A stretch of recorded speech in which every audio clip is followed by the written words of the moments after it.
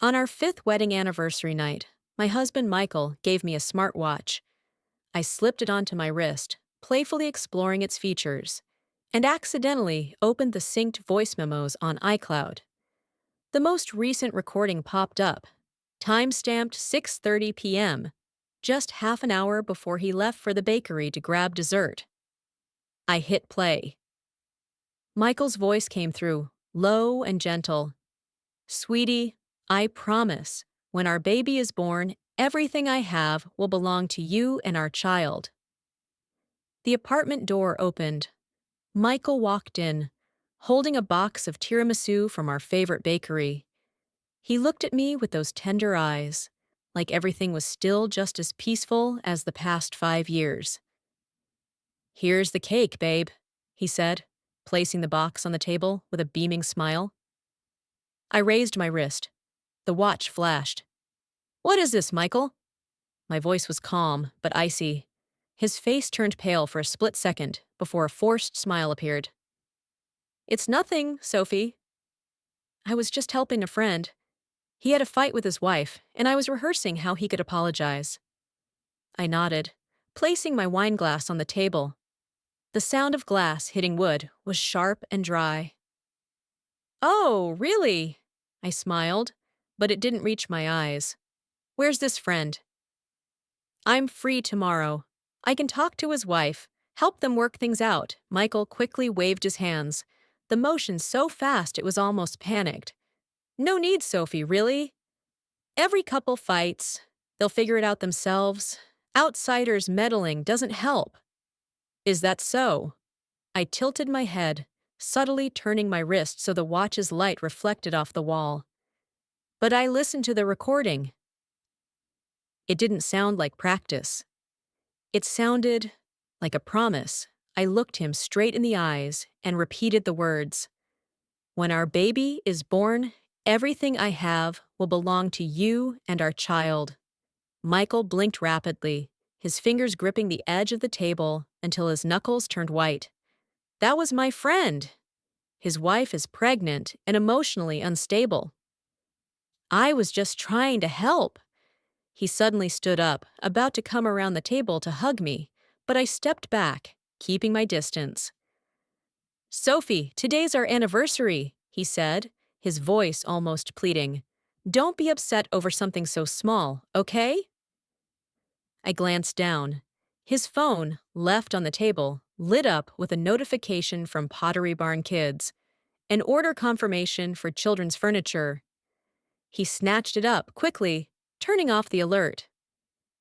"That was also for my friend," he said, his voice trembling slightly. I nodded, cutting into the tiramisu. The smooth cream slid effortlessly under the knife. "All right then, I believe you. But let's call your friend now. I can give him some tips on calming his wife down. Women understand each other better." After all, I held out his phone to him, gesturing for him to call. Michael immediately slammed his hand down on mine, hard enough that the phone clattered against the table. "Sophie! What do you want? You really have to ruin this day?" He was almost shouting, eyes bloodshot, all traces of tenderness gone. Then he stormed off toward the door, footsteps pounding on the wooden floor. The door slammed shut, leaving me alone, and I sat at the dining table, staring at the half-eaten slice of tiramisu on the plate, its once creamy ivory layer now looking dull, stripped of any sweetness. The apartment was oppressively silent, filled only with the ticking of the wall clock and the faint scent of vanilla blending into the rising tide of suspicion in my chest. I picked up the half-full glass of wine and took a sip. The bitter tang spread across my tongue, echoing exactly how I felt right now. A wedding anniversary that should have been filled with happiness, now reduced to emptiness and unanswered questions. At exactly 9 p.m., my phone buzzed on the table. A message from an unknown number appeared. "Hi, Sophie. I'm Ryan Mitchell, Michael's close friend. He told me what happened, just a misunderstanding. I asked him for help, didn't mean to ruin your special day." I frowned, my finger swiping across the screen slowly. Ryan Mitchell. I'd never once heard Michael mention that name before. A flicker of hope mixed with doubt stirred in me.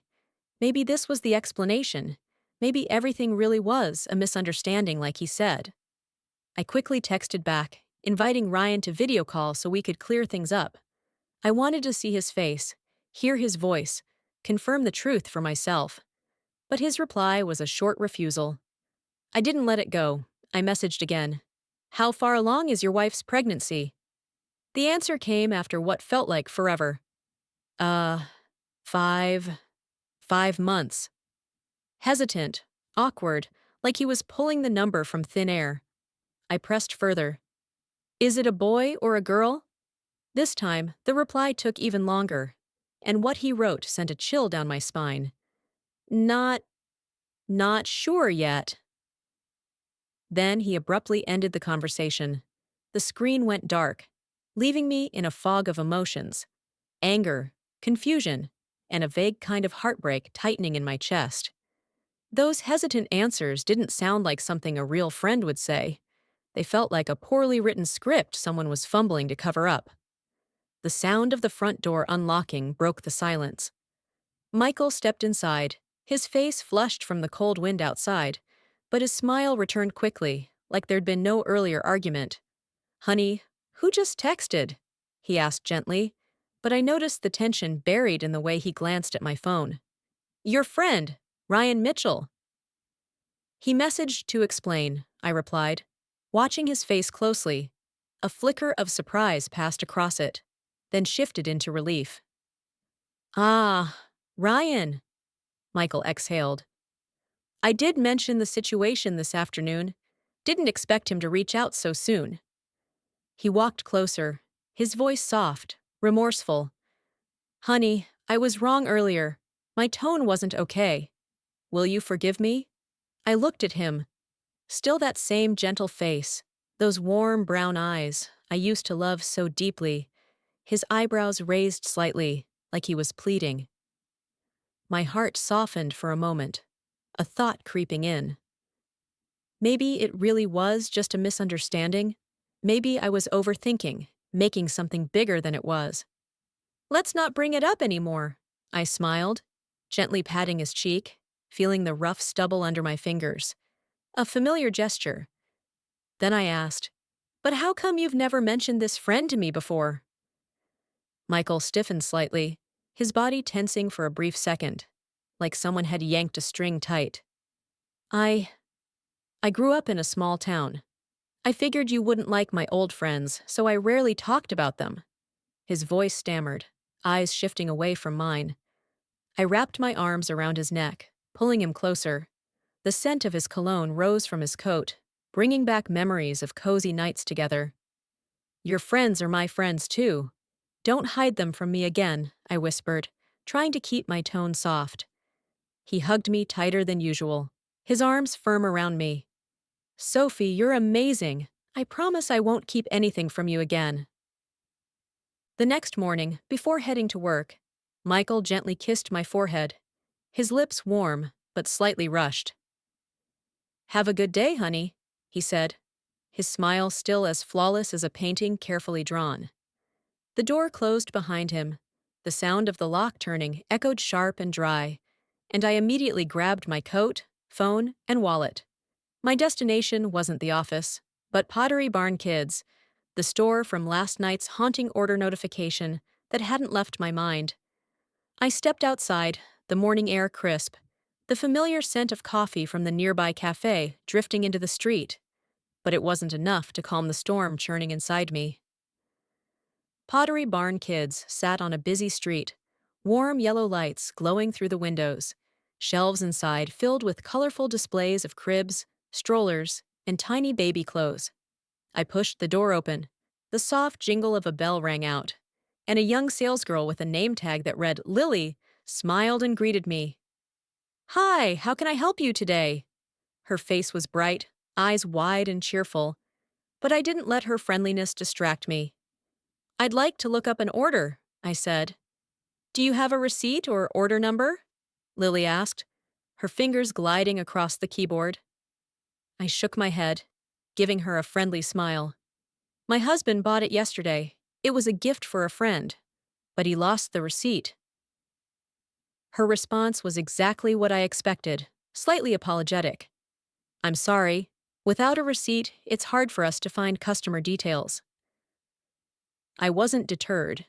I pulled out my phone and opened a photo of our marriage certificate. Michael in his wedding suit, smiling brightly beside me. This is my husband, Michael Reed. Yesterday, around 4 p.m., he came in, wearing a dark gray suit, tall build. He complimented the store's service, especially the girl named Lily, said she was super helpful. Was that you?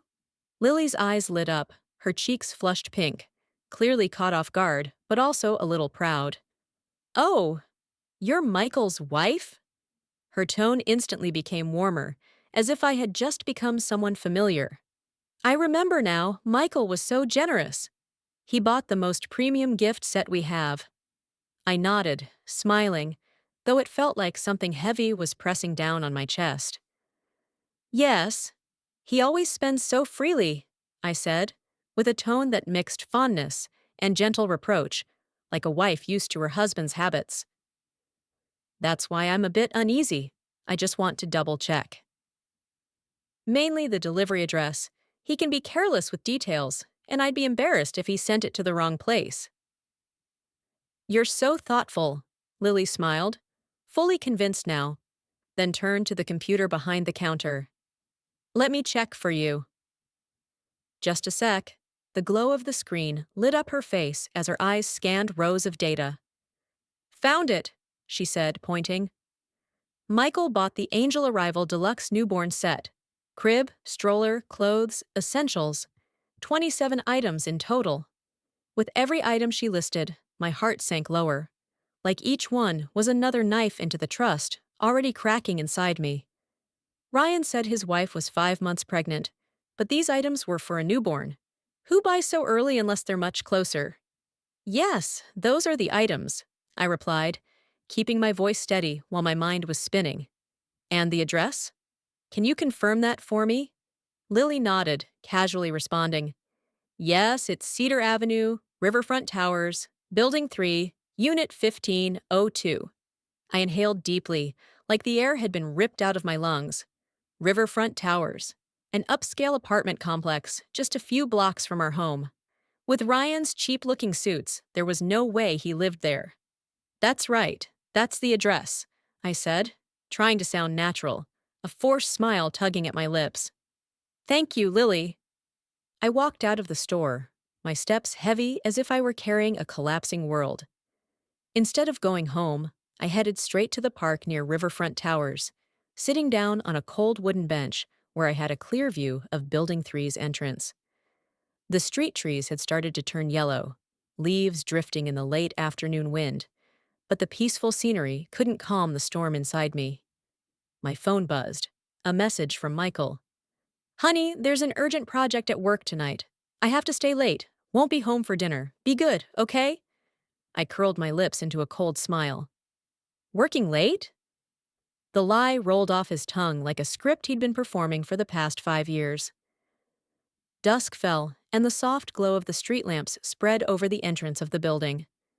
A black Mercedes slowly pulled into the parking garage, its familiar shape making my heart clench. Not long after, Michael stepped out of Building 3, not in his office suit, but in a casual gray sweater, looking like a warm, attentive husband ready to pick up his child. Walking beside him was a woman clinging to his arm, her maternity dress hugging a prominent belly, brown hair gleaming under the lights. I recognized her instantly. Lauren Hayes, his former assistant at Bennett Industries, before she transferred 2 years ago. They walked side by side, Michael shielding her carefully, his eyes fixed on her pregnant belly, full of affection and worry. Michael, Sophie's not making a scene anymore, right? Lauren's voice rang out, sharp, triumphant, like she was savoring her victory. The wind carried their words to me, each one like a blade. No, she's so dumb, Michael replied, his tone low but dripping with contempt. I just made up some friend, and that was enough. She really believes I love her to death. My chest tightened, my breath coming short. I clenched my fists, nails digging into skin, but the physical pain was nothing compared to the betrayal tearing through my heart. Good, Lauren said, rubbing her belly, her voice sugary but cold. I don't want our baby born with the stain of being illegitimate. Michael leaned down, kissed her forehead, a gesture he once reserved for me. Soon, sweetheart, he soothed. Bennett Industries. I've got all the core tech and client lists. The board meets next week, and the new project I'll present will get approved. The funds will all get diverted. After that, the company's just a shell. Sophie and her old man will be bankrupt. Lauren beamed, her ring catching the light as she gripped his hand. Michael, you're amazing. Of course I am. For you and our baby, I'll do anything, Michael said, his voice filled with pride, like he was boasting a grand conquest. I sat there frozen, each of his words etching into my memory. So that's what he meant when he said, everything I have will belong to you and our child. Not just love. He wanted my family's legacy. Bennett Industries, the company my father spent a lifetime building, the company I'd worked at with the pride of an heir. They walked away, hand in hand, disappearing around the corner, Lauren's laughter echoing into the dark. A neighbor passed by, walking his dog. The little pup barked, snapping me out of my daze. The old man paused, looking at me sitting motionless on the bench, curiosity in his voice. Miss, are you looking for someone here? I forced a smile, brittle as a mask. Can I ask something? Does Unit 1502 belong to a couple? The wife's pregnant? He nodded, smiling kindly. Ah, you mean Michael and Lauren? Yes, lovely couple. Michael dotes on her, takes her out for walks every day. Everyone admires them. I lowered my head and chuckled. Of course, the perfect couple. Using my family's money to raise his mistress and their unborn child. Planning to drain Bennett Industries dry, leave my father and me with nothing. I pulled out my phone, fingers trembling slightly, but my voice was unnervingly calm as I called my father. Dad, the new project Michael's planning, to present next week. I need you to pull the entire file immediately. His voice was groggy, concerned. Sophie? It's late. Dad, trust me this time, I cut in, steady and firm. I need everything, fund flows, partners, and all his recent activity in the company. Silence on the line for a few seconds. Then he replied, What's going on? When I have the documents, I'll explain, I said, and hung up before my emotions could break through. Then I called again, this time to Sullivan, the private investigator who'd helped me dig into stories for the press. Hello, Sullivan? It's Sophie Bennett. I need you to investigate someone, Lauren Hayes, and the details of Unit 1502, Building 3, Riverfront Towers. Sullivan's voice sharpened, sensing the urgency. Understood. I'll get started right away. What exactly do you need? Everything, I replied, staring down the street where Michael and Lauren had just disappeared. I want to know everything he's been hiding from me, and I want it now. 1 week later, the atmosphere in the Bennett Industries boardroom was heavy, like a storm gathering in silence. The long, polished wooden table was filled with managers and veteran employees, familiar faces that had stood by the company through thick and thin. My father sat at the head, his expression stern, sharp eyes scanning the room. To his left, Michael sat upright, brimming with confidence, like a warrior poised to conquer. Today, he wore a perfectly tailored charcoal suit with a deep blue silk tie. A confident smile spread across his face, as if victory was already his. Before the meeting began, Michael turned to me, offered a reassuring glance, and mouthed the words, "Watch me." I smiled back, seated neatly to my father's right, my hand resting lightly on the table. The projector flicked on, and Michael stood up, his voice resonating with confidence. Ladies and gentlemen, he said, pulling up a colorful presentation full of sparkling charts and numbers. Today, I present to you Project New Horizon. This is the most critical strategic direction for our company in the next 5 years. Through business transformation and expanded distribution channels, I guarantee profits will double. He spoke smoothly, gestures bold and precise, his hand moving with each slide, the data impressive enough to earn a few nods around the room, scattered murmurs of approval starting to build. My father spoke, voice steady. Does anyone have questions? A few people asked simple things. Costs, risks, and Michael answered flawlessly, without a hint of hesitation, his smile growing even brighter. He looked at me again, a flash of smugness in his eyes, as if to say, See? Everything's under control. I have a question, I said, my voice cutting clearly through the silence. Michael's smile froze, his face paling in an instant. Sophie? What are you? His voice wavered, eyes wide in shock. Am I not allowed to ask? I stood, locking eyes with him, my tone calm but sharp as a blade. Michael, your plan is brilliant.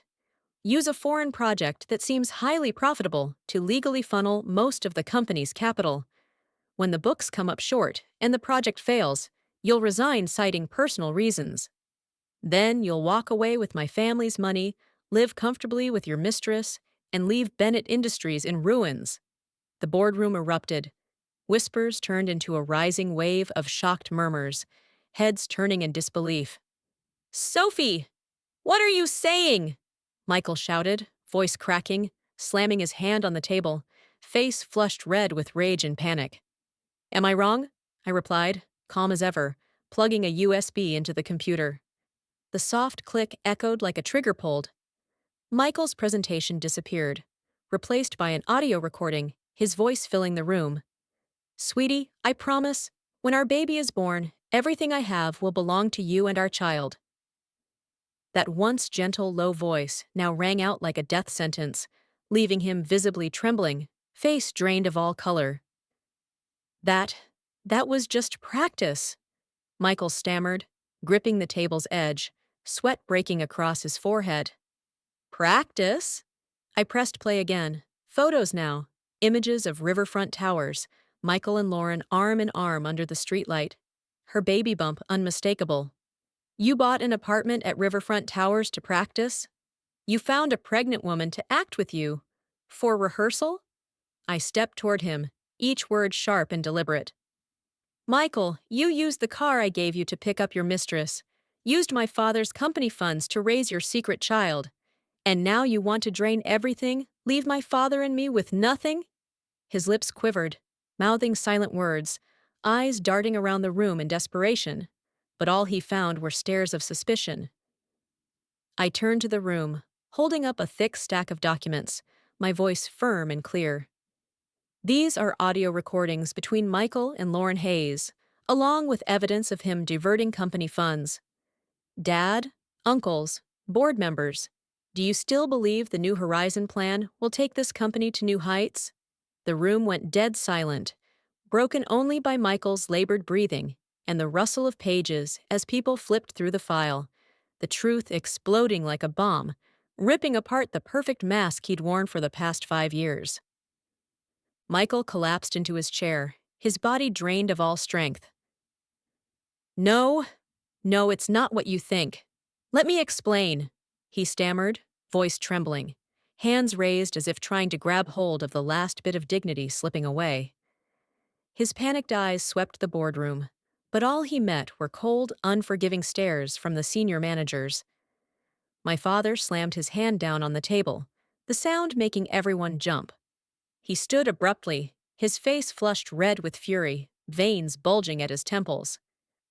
I entrusted this company to you, and this is how you repay us? Dad! Please listen to me, Michael pleaded, voice breaking, one hand reaching out like he was begging for his last chance. You still dare call me Dad?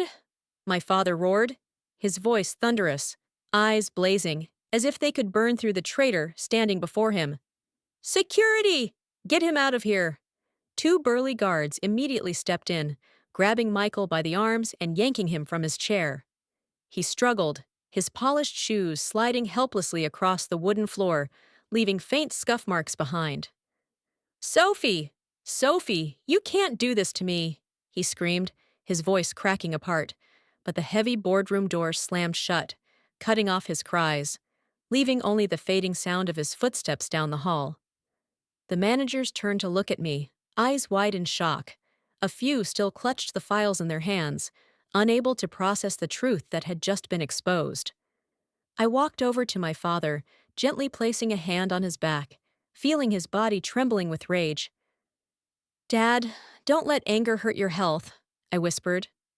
He looked at me, the fire in his eyes dimming, replaced by the exhaustion and heartbreak of a man watching his daughter be betrayed. "Sophie, I'm so sorry," he said, voice hoarse, his aged hand gripping mine tightly. "It's my fault. I should have seen through him." I shook my head, keeping my tone steady, though a hollow coldness filled my chest. The meeting ended in silence. One by one, the managers left the room until only my father and I remained. He led me into his private office, closing the wooden door behind us, shutting out the chaos outside. "What he said about turning the company into an empty shell, is that true?" My father asked quietly, his eyes searching mine, desperate for a sliver of hope that this was all a misunderstanding. "It's true," I replied, placing a thick folder on his desk, the documents from Attorney Sullivan and the evidence I'd gathered from within the company. "The partner for this project is a shell company in the Cayman Islands, registered under Lauren Hayes' brother. Michael fabricated expense reports, advanced payments, and transferred over $8 million to that account. If today's project had been approved, all the capital would have vanished." My father flipped through each page, his hands trembling, eyes locked on the numbers and the undeniable evidence before him. He clutched his chest, gasping for breath, his face turning pale. "That bastard! That worthless bastard!" His voice cracked, a mix of rage and heartbreak spilling out. My phone buzzed, Michael's name flashing on the screen. I glanced at it, swiped once, and declined the call, blocking his number immediately. But the messages poured in anyway, one after another, each word cutting like a blade. "Sophie, I was wrong. Give me another chance. For the sake of our marriage, you can't do this to me. Meet me just once, I'll explain everything." Then, the tone turned venomous. "Sophie, you're cruel. You'll regret this." I deleted each message without hesitation, my face expressionless. That night, I stayed in the resting quarters at Bennett Industries. The small room had only a single bed, a desk, and a window overlooking the city, glowing in lights. I lay down, but sleep never came. Only the ticking of the clock and the endless image of Michael walking arm in arm with Lauren replaying in my mind. Around midnight, my phone vibrated again. My father's assistant's panicked voice came through the speaker. "Ms. Sophie, it's bad. Michael is live streaming in front of the company. He's saying he wants to see you. Security can't stop him, and he's calling the press." In front of the Bennett Industries headquarters, the crowd pressed in tightly, whispers mixing with the blinding flashes of cameras from swarming reporters. Michael stood at the center of the chaos, live streaming on X, his hair disheveled, the once crisp charcoal suit now torn at the shoulder, his tie crooked like it had been yanked hard. He pointed the phone's camera toward himself, his voice choked, eyes red and glossy with tears. "I came from nothing, but my love for Sophie was real. I gave everything to Bennett Industries," Michael continued, voice trembling, gripping the phone as if it were his only lifeline. "And yet, over a misunderstanding, she threw me out. She won't see me, won't let me explain. This is the only way. I'm begging for a chance." He bowed his head, shoulders shaking as if in tears, the picture of a heartbroken husband abandoned by a rich heiress, an image easy for bystanders to sympathize with. The crowd stirred. Some murmured with pity.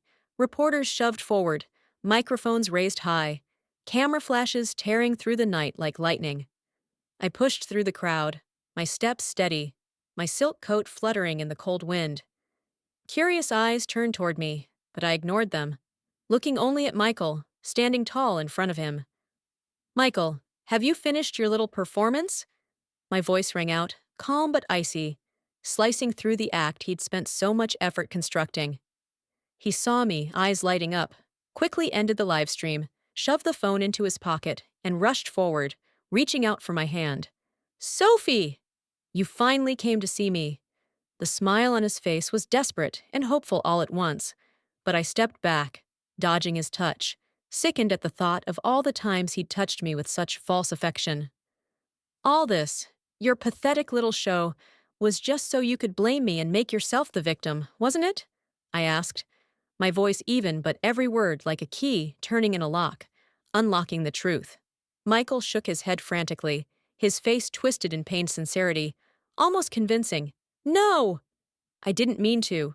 He stepped closer, voice dropping to a pleading whisper. I love you, Sophie. That woman, the recording, it was all a misunderstanding. I nodded, a cold smile curving on my lips, my eyes locked onto his. All right then. If it's all a misunderstanding, let's go to Riverfront Towers, and you can explain it all in front of Lauren Hayes. Michael's face froze, like time itself had stopped. His eyes widened, lips moved, but no sound came out. The hand still reaching forward, slowly lowered, trembling. Sophie, don't drag someone unrelated into this, he muttered weakly, eyes darting away from mine. That baby she's carrying is yours. How is she unrelated? I cut him off, my voice icy, the smile on my lips sharp as a blade. The crowd fell silent, only the wind rustling through, and the relentless clicking of cameras remained. A reporter stepped forward, mic nearly in my face. Ms. Bennett, are you saying Michael cheated and his mistress is pregnant? Another shouted, Ms. Bennett, do you have any proof? I didn't answer. I only stared directly at Michael, my gaze stripping away the last layer of the mask he was clinging to. Michael, do you dare come with me? I asked, every word a final challenge. He opened his mouth, his face pale, fists clenched tightly at his sides, but he didn't speak. His silence was the clearest answer of all. I turned to the reporters, my voice calm but full of authority. Regarding matters between Michael and me, the company will issue a formal statement tomorrow. For now, this ends here. I turned away, walking into the building, back straight, never looking back, the sound of my heels steady on the stone floor, leaving behind Michael and the ruins of his failed performance in the middle of a stunned crowd. The next morning, just as the Chicago sun began to rise, headlines like, Husband of Wealthy Family Livestreams in Front of Company Amid Rumored Marital Breakdown flooded social media and online news outlets. I unlocked my phone. The screen lit up with dozens of clickbait titles and photos of Michael standing outside the Bennett Industries building, now shared across every platform. The comments under the posts overwhelmingly sided with him, filled with waves of sympathy. Poor guy, marrying into a rich family must be so stressful, one user wrote, attaching a sad emoji. That rich girl probably has a nasty temper, dropped him like a hot potato, someone else commented, racking up hundreds of likes. What if she's the one who cheated, and now she's blaming him? Another voice speculated, making me smirk as a bitter taste bloomed like black coffee with no sugar. Michael's X account exploded with tens of thousands of followers overnight, and waves of sympathy flooded in. He posted a long, dramatic note painting himself as a devoted husband who worked hard and loved deeply, only to be rejected by his wife's powerful family because of his humble background. He never mentioned me by name, but every word dripped with implication, accusing me of arrogance, portraying Bennett Industries as cold and heartless. All I wanted was a chance to explain, he wrote. But maybe power changes people.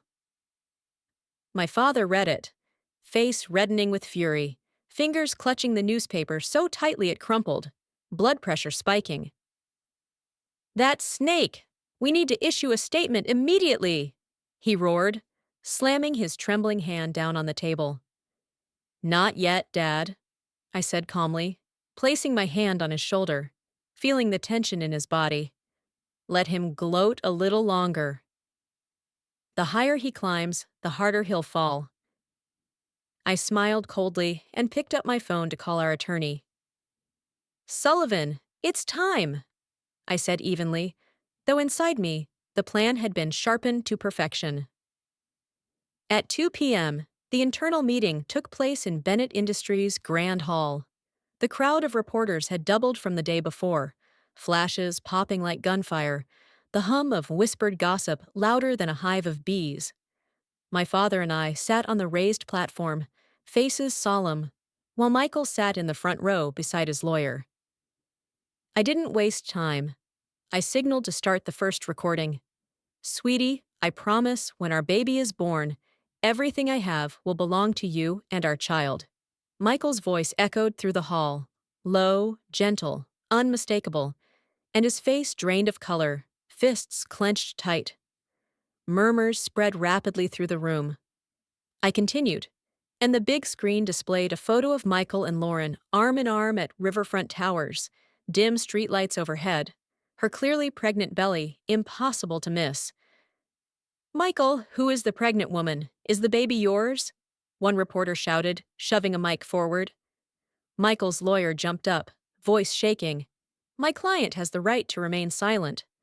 This is a personal matter and irrelevant."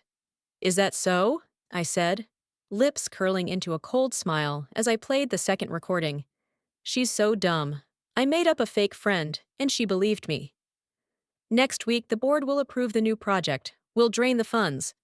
The company will be a hollow shell. Sophie and her old man will be bankrupt." The room erupted. Gasps, flashes, shouted questions. If cheating was a moral issue, this was outright corporate fraud. Michael's face turned gray, sweat pouring down like rain.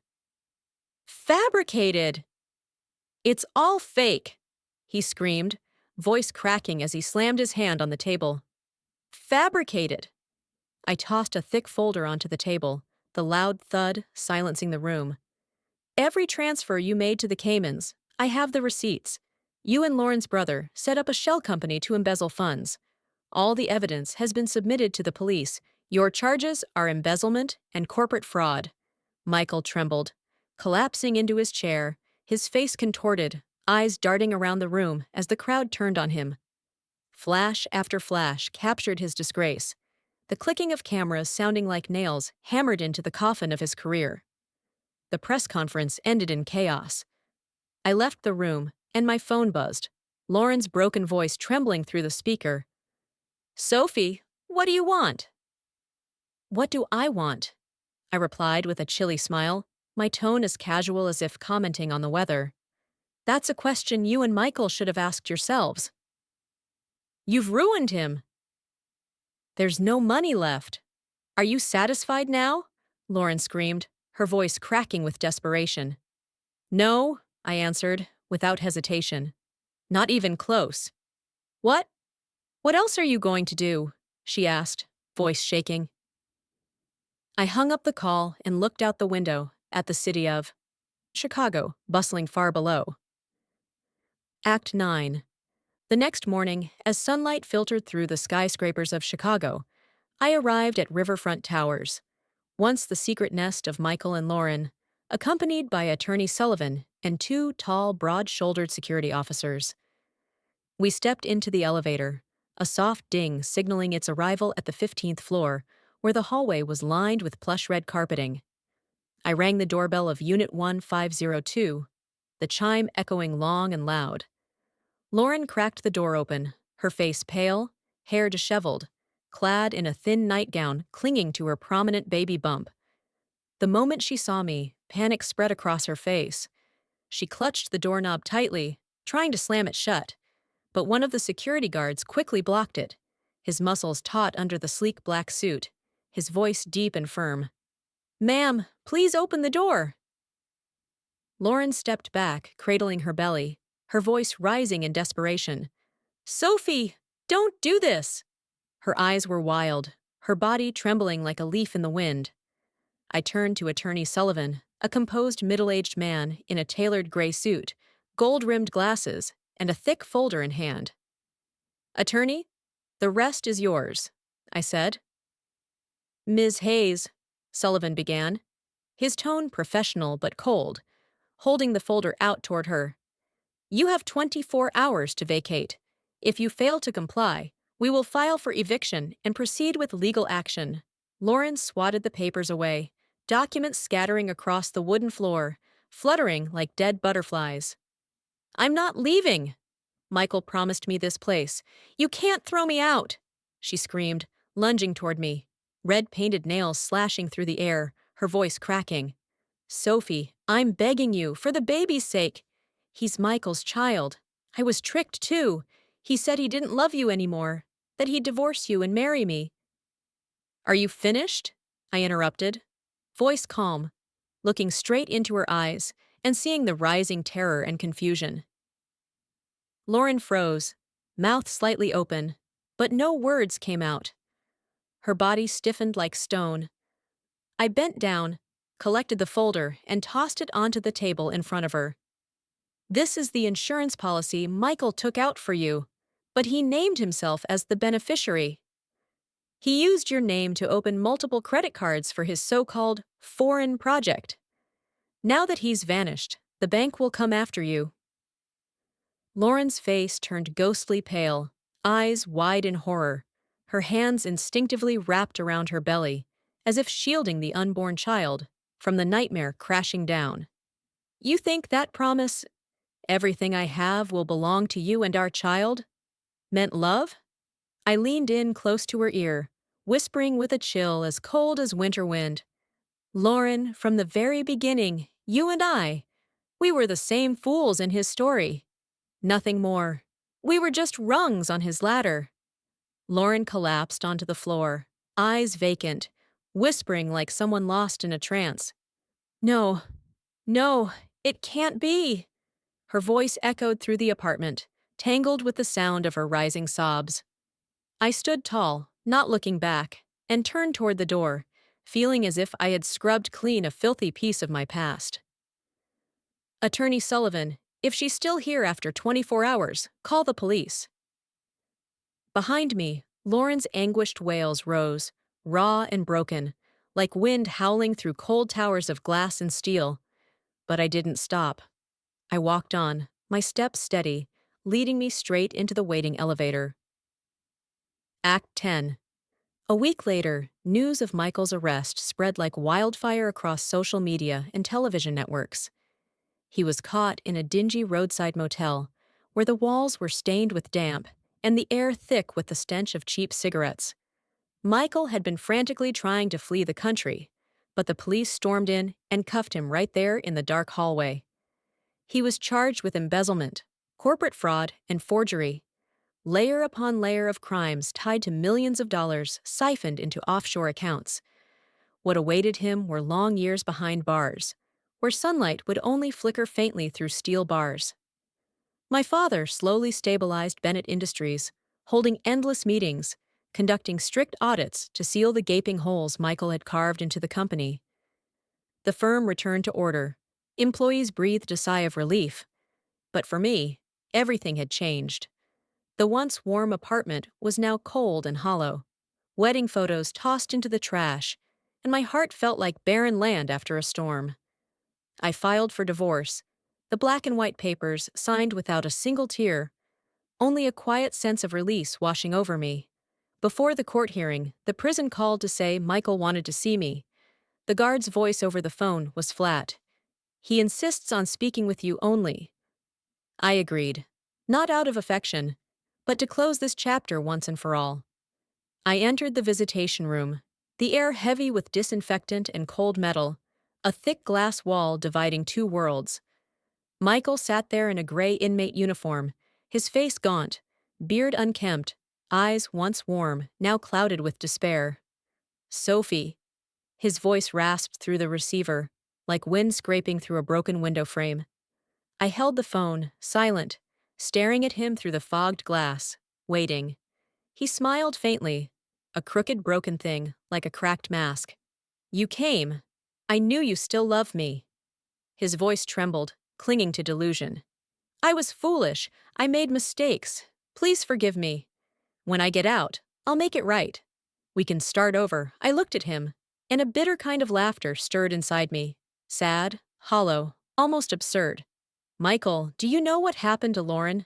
I asked, voice calm, as if recounting an old story.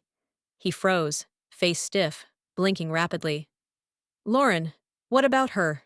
I continued, cutting him off before he could speak. "That night, after the police threw her out of the apartment, she went into labor too early from the shock. It was a boy. He looks just like you." His eyes lit up, desperate hope flashing through them, his hand gripping the receiver so tight his knuckles turned white.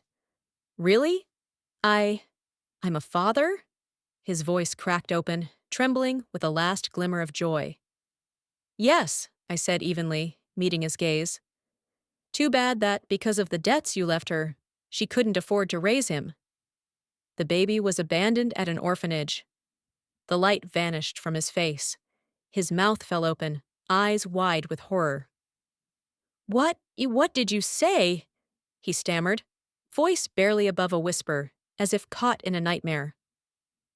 "I said the child you're talking about. His mother left him." I repeated, each word clear and sharp, watching him crumble, his shoulders shaking, tears streaming down his hollow cheeks. I added softly, "Everything you plotted, every future you dreamed of for your son. It's all gone. No!" he screamed, slamming his fists against the glass, the sound harsh and hollow, his face twisted like something monstrous. "It's your fault. You destroyed everything I had." His shout echoed through the visitation room, making the guard glance over warily. "No," I replied calmly, my voice steady, unwavering. "Your own greed destroyed you." I placed the receiver down firmly, stood up straight, and turned to leave. "Oh, right." I paused, mouthing the words through the glass, my tone a quiet whisper, but unmistakable. "Enjoy the rest of your life." He slammed the glass again, screaming, his voice breaking into nothingness. But I didn't look back. I refused to let my eyes return to Michael. Outside, the golden sunlight poured across my shoulders, threading through my hair, gentle as a blessing from the October sky. I inhaled deeply, freedom filling my lungs. The city was alive, honking cars, a hot dog vendor's call from the corner, a saxophone's distant tune weaving through it all. But for the first time in months, I didn't feel suffocated. I stopped in front of a small cafe in the Loop, warm amber light spilling from its windows like open arms. I pushed the door open, the soft bell above chiming a greeting, and the rich scent of roasted coffee wrapped around me, soothing the hidden corners of my soul. I ordered a black coffee, no sugar, holding the warm ceramic cup between my hands, my fingers tracing its rim, feeling the heat spread, like a quiet promise of new days ahead. I sat by the window, gazing out onto bustling Michigan Avenue, where red buses passed by. People hurried along in autumn coats, and golden maple leaves drifted gently down the street. Everything looked ordinary, as if this city had never witnessed betrayal, deceit, or heartbreak. I took a sip of coffee. The bitterness rolled over my tongue, but it no longer made me wince. It felt like a reminder. That bitterness, too, was part of the journey, and I had learned to embrace it. From my bag, I took out a small leather notebook, its edges worn. Once, it had been filled with dreams I shared with Michael. Now, I flipped to a blank page, pen poised, ready to write something new. I took a deep breath, letting the crisp air fill my chest, and smiled. To myself, to the world, and to the days still waiting to be written.